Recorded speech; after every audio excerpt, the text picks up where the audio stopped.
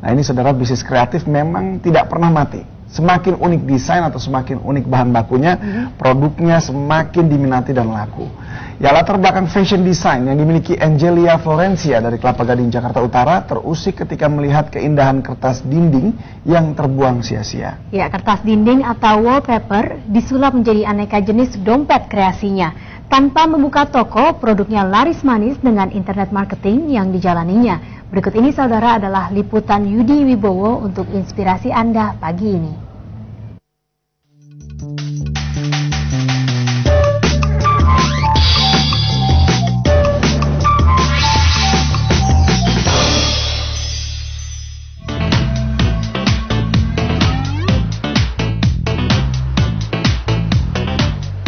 Ide membuat barang dari sisa wallpaper ini saya dapatkan dari waktu berkunjung ke rumah ayah saya, seorang arsitek.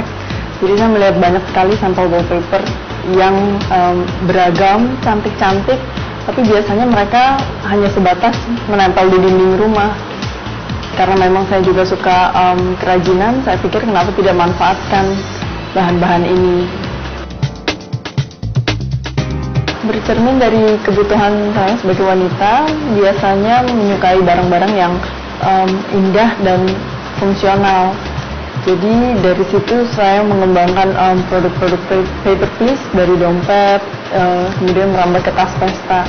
Dan ada kebanggaan tersendiri juga untuk menggunakan bahan-bahan yang orang nggak pernah kira sebelumnya bisa digunakan sebagai menjadi suatu produk semacam ini. Seperti ini mungkin kita bilangnya upcycle, karena kalau recycle biasanya barang-barang itu mengalami suatu proses penghancuran dulu, tapi kalau upcycle kita dengan mudahnya memakai barang itu untuk kegunaan yang lain. Sebenarnya cara ini juga termasuk ramah terhadap lingkungan, karena kita tidak langsung membuang barang yang selesai kita pakai begitu saja.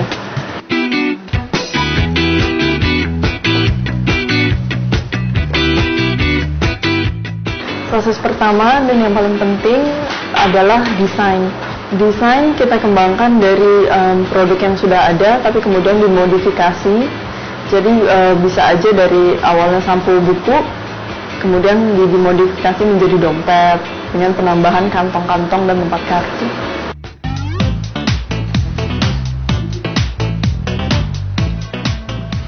Kebetulan background saya itu desain fashion di Singapura, kemudian saya balik ke Jakarta, sempat bekerja di majalah, kemudian saya sempat bekerja freelance, kemudian dari situ setelah menikah saya merasa lebih cocok kerja di rumah karena saya bisa mengatur waktu kerja saya sendiri, kemudian saya juga bisa produktif, menghasilkan, dan semuanya ini juga dijalankan lewat internet, lewat blog saya.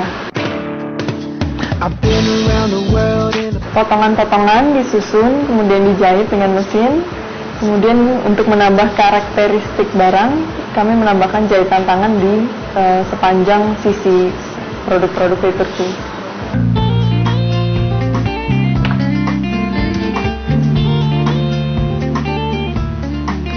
Saya memang sengaja tidak membuka toko karena selain dari segi perhitungan bisnis, saya juga menginginkan direct contact dengan customer saya, jadi mereka bisa menghargai bahwa memang barang ini dibuat oleh saya dan langsung dijual juga untuk dipakai oleh mereka. Internet sangat membantu pengembangan saya dalam menjalankan paper please dari segi kreativitas untuk melihat apa aja yang sudah pernah dikerjakan sebelumnya.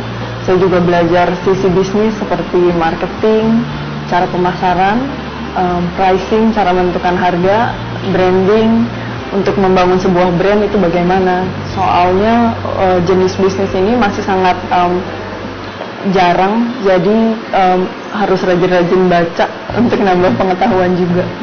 Dengan internet, kita mempunyai pasar yang tanpa batas. Puasa menjalankan bisnis ini adalah hobi dan kreativitas yang tersalurkan.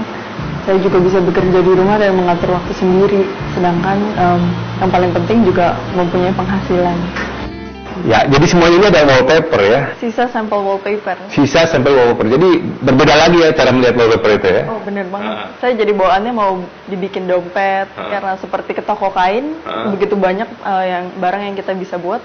Seperti itulah saya melihat wallpaper. Banyak potensinya untuk dibuat fungsi dan sekaligus estetikanya ya. Oke, dan saudara ternyata banyak sekali yang bisa dilakukan di rumah.